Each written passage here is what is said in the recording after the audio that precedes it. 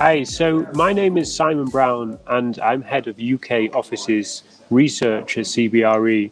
And today I'm going to give our thoughts about the future of the office, both in terms of where we expect demand to come from, what it will look like, and then also what the office of the future will look like in terms of how that space is used and the aesthetics of the building. So the reason why this is such an important topic to talk about is that you will have already seen many media outlets already calling the death of the office. They believe several things will lead to lower demand, and this whole working from home experiment that we've all been living through will fundamentally change the way that offices are used and effectively make them redundant in the future. Now, let's explore that. So working from home, we've all had to do it. It's work to some extent. Some people enjoy it, some people don't. Some people think it makes them more productive. Some people just can't fulfill their role properly. So what is working from home and what has it been in the UK? So over the course of 2019, according to UK government statistics, 5.1% of the population identify their house as their primary place of work. The number is slightly higher in London at 5.5%.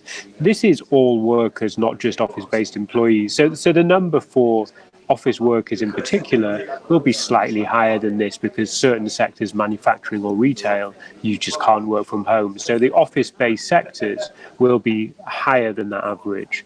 But that said, it's always going to remain relatively low.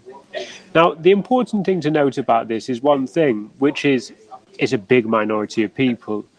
And office demand over the past few years has been heavily focused in acquiring really high quality stock to help with the recruitment and retention of employees. And by employees, we're tending to mean those young, bright graduates.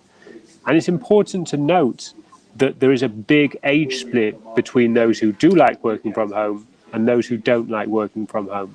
And that 5.1% average is heavily skewed by the older population, so those over 60. And if you're looking at the age band 20 to 24, just 1.4% of those people actually work from home as their primary working location. The reason why this is important is that it's those people that we're trying to attract and retain by having those good high quality offices. It's not the over 60s. And there are several reasons why there's this big disparity in terms of age for the attractiveness of offices. For example, younger people need to be in the office to learn. They need to be in the office to socialize. They want to go for drinks after work. They want to go for lunch with their friends. They even probably want to be meeting their potential future spouse. But one of the other crucial factors that means that young people are less likely to work from home is the structural way in which they live. And across the UK, a very large proportion of young people live in shared accommodation.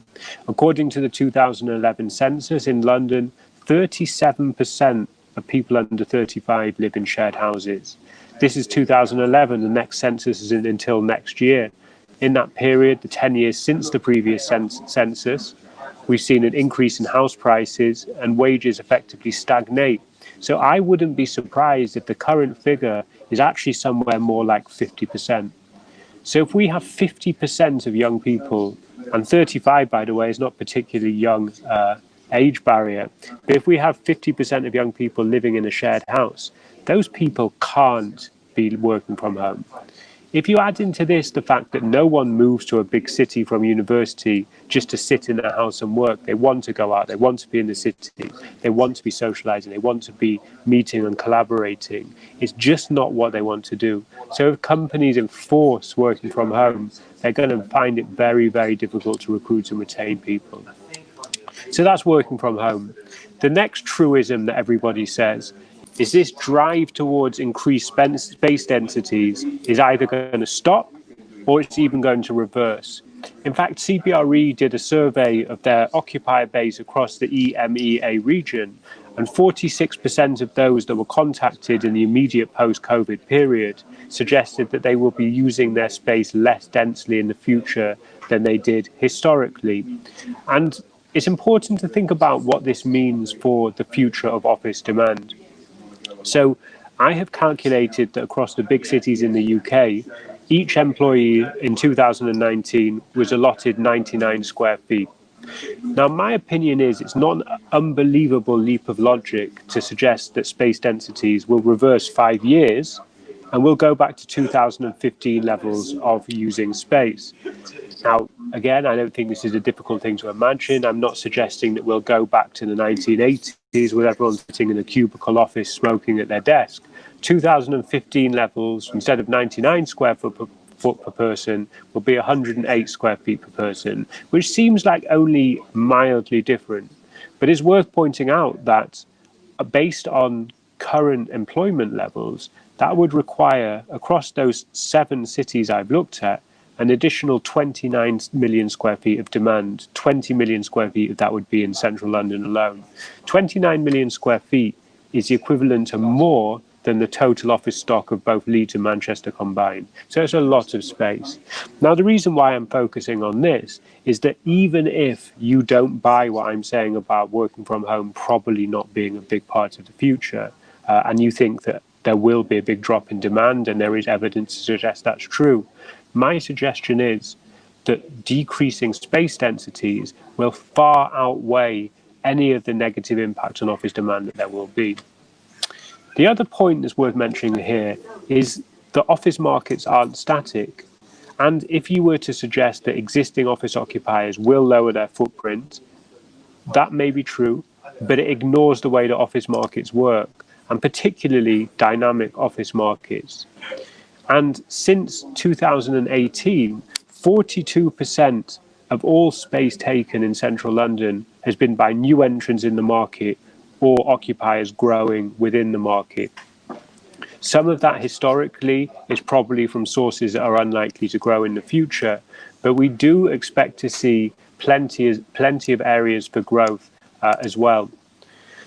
What are those areas we expect that are most likely to drive demand in the future? Maybe not over the next 12 to 18 months while we're still in the throes of this pandemic, but maybe looking beyond this post-COVID world. The first one I would suggest is FANGs, so those big tech operators. And the FANGs have taken an unbelievable amount of space in London, far more than the rest of Europe. So just to give an example, the FANGs, the big tech companies, occupy 4.7 million square feet in London. The next biggest European city, Paris, is at just over 500,000 square feet.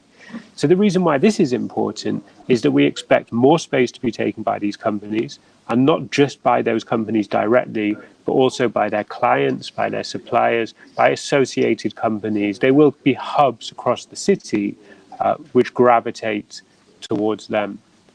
Another potential source of demand is fintech industry, which is a particularly big and growing one in London. Not a particularly massive occupier at space currently, but we do expect the coming years to be a breakthrough period in that. And I don't see this being impacted at all by the COVID-19 pandemic. The third and final sector I think will drive demand in London over the next few years is the life sciences industry. And we have been saying this for quite a number of years, and this is likely to be accelerated by the pandemic, especially if you're looking at all of these new treatments and vaccines that are popping up all over the place. It's likely to be pretty good for the profitability of big pharma and will drive future demand. So looking beyond central London and other UK cities, there are potential other sources of demand, building also on the FANG's big tech story, fintech and the life sciences that London will benefit from. There's also the potential the cities outside of London will benefit from London-based occupiers looking to cut costs by looking to those cities that have lower occupational costs. Also, the public sector is likely to prove to be a big source of demand in the future. We've already seen this since 2016 outside of London, but the government is pretty committed to lowering its occupational costs, levelling up the rest of the country. So moving occupation from London to the rest of the country will be a future source of office demand. So that effectively takes me through the first section of what I wanted to talk about, which is to trying to debunk the myth that the future of office demand is dead. So what I'm going to be talking about next is the changes that will be made to offices, both how occupiers use them and what they'll look like in terms of design. So the first set of changes that I'm going to suggest we think are likely are those changes that would have not been made if it wasn't for the COVID pandemic. So the first one here is social zones within multi-let buildings. And by social zones, what we're talking about is club areas, bars, restaurants, client meeting areas, all of those areas that have been popular over time as an amenity for the building. Now, they have tended to be located in multi-let tall buildings towards the top of those buildings, maybe the more flashier areas, to create a good impression for clients. Now, the idea now looking forwards is that those areas, rather than being located towards the top of the building, they're more likely to be located on the ground floor, even perhaps before security. The rationale for this change is that it will stop more strangers coming into the building, perhaps limit the amount of contamination that there can be, and also reduce lift capacity. We talk about this as moving these zones from airside to land side, just using an airport analogy there. What does this mean for buildings? Well, if you're a developer or a landlord of a building, if you're able to move those client-facing areas from more expensive areas of the building to probably cheaper, harder to let areas of the building, that's actually potentially a positive for a landowner because he's able to rent out that area that was used for amenity space and is able to fill up cheaper areas of the building. So that's a potential positive from this. Another change to buildings that I expect to see that wouldn't have otherwise happened is we expect to see increased lift capacity and higher quality lifts being installed into buildings. Now, the reason why I've been convinced that this is a change to offices, which is likely to happen, is that in this immediate return to work environment that we're currently in, some office occupiers have been prevented from opening their office solely by virtue of the fact that their lifts aren't good enough. And I think that because of this, occupiers will be cursing that fact that this small box is the reason they can't operate their building and never want to go through this again, just in case we have to social distance, which, by the way, I don't think is particularly likely in the future. But the point is now the front of the list of their worries. So buildings that are able to offer better, higher quality, quicker, bigger lifts are probably going to be more popular. Now, unlike the first point, this is potential to be cost neutral for owners of buildings. These better quality lifts are more expensive, bigger ones, and having more lower the amount of lettable area you have in the building. The other thing that's worth pointing out here is that retrofitting older buildings with better or more lifts is perhaps impossible. So there's an argument to say that some of these changes are going to speed up the obsolescence of older, more second-hand buildings. The next change we expect to see is more use of antibacterial surfaces or materials that are less likely to transmit viruses and bacteria. Now, I'm not sure 100% whether or not I think this is a permanent change to buildings, but I don't think it necessarily matters. If you're going to be going for antibacterial surfaces, this tends to be a paste that you can apply to those surfaces. It needs to be reapplied on a regular basis. But it's relatively cheap, it's cost neutral. The reason why I think this will be included, at least in the medium term, is it could be one of those measures that encourages reluctant people to come into the office. So there will be people that have a little bit of anxiety about coming into public space once we start to reopen up fully, and antibacterial surfaces might be one of those things that encourages people in. Now, someone pointed out to me actually the other day that this can't really be anything to do with COVID, because COVID is a viral infection, so wouldn't be killed by antibacterial surfaces anyway. But again, it's just about giving confidence about the general wellness of people. The next and final one on the list of changes that wouldn't have otherwise been made if it weren't for COVID is the toilet provision of buildings. And we had been moving away from what we call superloos, so self-contained units with the toilet and the basin all in one room. We'd been moving away from that into a more cubicle, the traditional toilet setup that people are more used to seeing. The reason why we've been moving away from that is a lot of occupiers were having the feedback that basically the opposite sexes don't want to be sharing toilets. Again, the idea is that we're probably going to move back to superloos because they're considered to be more hygienic, they're easier to close, they're clean, they're self-contained. better than cubicles are. Now, what are the implications of this for owners of buildings? This is probably negative in the sense that these toilets are more expensive to install. They take up more room. So again, it lowers that net lettable area of the building. So they're the things that I think are likely to happen that would not have otherwise happened. But the rest of what I'm going to be talking about now are changes that were already happening, but I believe that COVID will accelerate the change of. So a lot of these are to do with the wellness agenda, and the wellness agenda was already entrenched as part of occupiers' thoughts. So we do a survey again of all of our occupier clients, and in 2020, prior to the outbreak of the COVID pandemic, 25% of those respondents identified wellness as important to their building selection, and this has come up from virtually zero over the past few years. So it was already pretty important. But you can be sure that in future issues of this survey, wellness as a building selection criteria will be almost towards the top of the list. And when we talk about wellness, what do we mean? We're talking about the inclusion into the design and uses of buildings as things such as biophilia, so having plants and those kind of things around, having access to green space and clean air. They were already part of building designs that we were seeing, but they're going to become more prominent in the office of the future. Looking more specifically at different elements of building design that we think are going to be accelerated, one of them I'd like to point out is circulation stairs.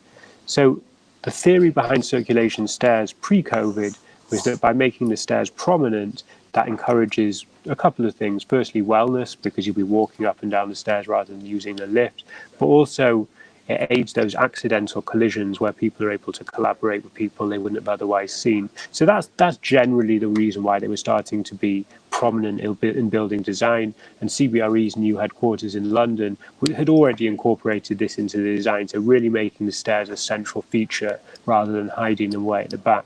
Now, COVID, the reason why I think it's going to be accelerated by COVID is that circulation stairs will also have the benefit of lowering that lift access, lift capacities and the lift usage, which again is a really important thing in terms of people's sensibilities and the idea of maybe a little bit of distancing. The next feature of buildings that we're starting to see emerge that will be accelerated is the use of cycling facilities and showers. So again, most demand for offices now will include a number of cycling spaces, will include a number of showers. There's nothing new about that at all. A lot of the credentials that buildings need to seek, like WELL certification, BREEAM certification, you need to have a certain number of cycling spaces and showers. But again, I think that this trend will be accelerated and enlarged by the COVID pandemic. The main reason why I believe this is that we're going to see fewer people wanting to use public transport, which will lead to more people walking or running or cycling into work in the short term.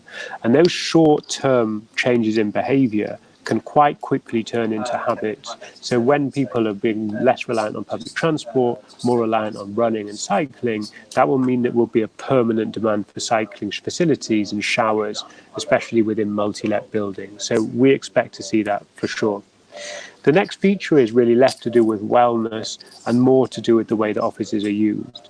And I started off talking about people working from home, and whilst I think there won't be a significant increase in people permanently working from home, I do think there'll be an increase in the number of people that maybe work 1 or 2 days a month from home, or even maybe one or two days a week, effectively using those offices more flexibly, using their house some of the time, using a serviced office some of the time, using a co-working type space some of the time, and using their office some of the time. And our view is that the office will have to change what it's for. And rather than being for quiet, independent study, which may be better be done in a library or co-working space or a house, the office will be used as a collaborative hub. So it will be the place where people come to meet people, to talk, to think about projects, to originate ideas, to originate business, to meet with clients. So we don't say that the office of the future, we don't think it'll be just stacked with rows and rows of desks. We think that the inclusion of more breakout areas, more cafe space, more standing desks, more round tables, more different sofas, and all of these different kinds of elements of office design. So it won't look like your traditional office. It will be more of a collaborative hub. And again, using the office more as a touchdown space, a lot of elements lead us to believe this. So we're already starting to see changing office design to make it look more like a collaborative hub. And the idea that I'm putting forward here is that changing working habits, more flexible working habits caused by the pandemic, will perhaps accelerate this change to see the office as a collaborative hub. Now, the final thing that I want to talk about for the change that we expect in offices, another acceleration, is the adoption of tech. And tech within buildings will start to move from being a nice to have to a must have. And the way that I want to talk through these individual items of tech is like this. I'm going to frame this by showing what the short-term driver will have been for the adoption of this tech and what the unintended long-term benefit will be. So the first one is to do with air quality. So as offices have been shut down, air conditioning systems have got dirty, and there's the risk that they carry Legionnaire's disease. So there'll be a very short-term need for office occupiers to be able to monitor that. So they'll need a piece of tech to be able to monitor the air quality. We also know that COVID-19 prefers dry conditions, so occupiers will want to put in a piece of tech to monitor the humidity of the air. So having in place air quality sensors, perhaps filtration systems to this as well, that will be what is needed. Now, what is the long-term unintended consequence of this? Well, we know that once these sensors are in and occupiers are able to monitor the quality of their air, that the employees work more, the productivity of employees is better. So there will be unintended productivity benefits to employees because in the short term, occupiers were worried about Legionnaire's disease. The next one is that people in the immediate short term will have anxieties about touching lift buttons. So this means that occupiers will increase their touch-free access points. So you'll put your badge on the entryway. That badge will tell you which lift to go to, will tell you which desk to sit at. So it means you don't have to touch anything. So let's think about the unintended consequences of those three technologies I just mentioned there. So the not being able to find your colleagues because they've booked a desk in a weird part of the office gives you a wayfinding app. And we all know that these wayfinding apps enable really smart usage, and they can improve efficiency and time management as well, and also unlock the potential for other kinds of concierge services and all sorts of other potential good things in the office of the future. Desk utilization sensors originally put in order to ensure social distancing and all of that kind of thing. In the future, that will give occupiers amazing insight into the way that they use their space. It will even enable them to use their space less densely without increasing costs. There's really, really crucial savings that could be made there. And the meeting room system that I'm imagining for the future, we all know the shorter meetings are more productive meetings. And if we get used to having, rather than 1 hour meeting, 55-minute meetings, then that could be really, really beneficial as a long-term gain. And having this meeting room booking system, which ensures people get used to being punctual as well, again, is a real benefit that could come as an unintended consequence. The final issue that I'm going to talk about on the tech side is to do with the way that visitors access the buildings. And I believe that in the short term, visitors will want to be emailed a QR code in order to access the building rather than to have another face-to-face interaction with a receptionist. This cuts down in the short term the potential of passing on viruses. But again, in the long term, the impact of this could be pretty good for owners of buildings. It should lower running costs, should make this more efficient. It could lower the need for receptionists, maybe need fewer in the future. And it could, again, link up with the other systems within the building in terms of tech. And this leads me really to the final point on tech, which is that each individual piece of building tech is really good in its own right.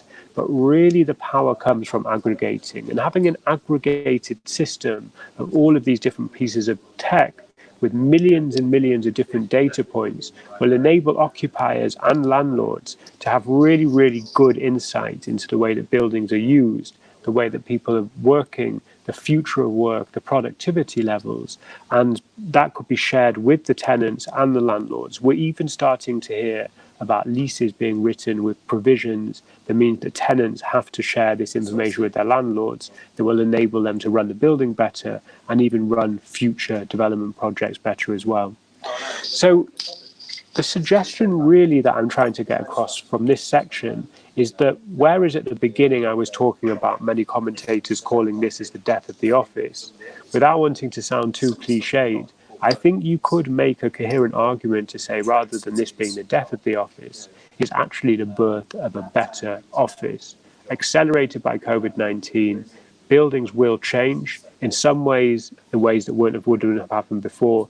But in many ways, it's just going to accelerate those changes to make buildings better that we were anticipating anyway. That takes me to the end of my presentation, and thanks very much for listening. If you have any further questions about the content here or anything to do with CBRE in general, please feel free to stop by our virtual booth or send us an email, and we'll be happy to answer any questions you might have.